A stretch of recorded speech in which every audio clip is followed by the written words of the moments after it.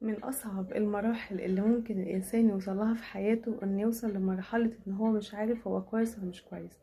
هو إنسان كويس وبيعمل حاجات كتير كويسة وبيقدم تنازلات كتير عشان هو شخص طيب وخدوم وبيحب يخدم الناس وبيحب يرضيهم، بس طول الوقت بيحسوه ان هو مقصر، فيفضل يسأل نفسه هو انا كده مقصر؟ طب خلاص انا هعمل كذا عشان ما يزعلوش، لا خلاص انا هعمل كذا عشان ما يزعلوش.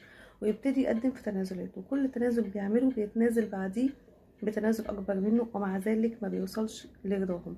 فخليك متأكد ان ارضاء الناس غاية لا تدرك، دي حاجة كلنا عارفينها.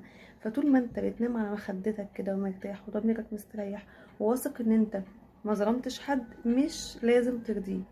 فمش معنى ان انت مش عارف توصله لمرحلة الارضاء عنك ان انت كده ظالمه، لا، ده طمع منه.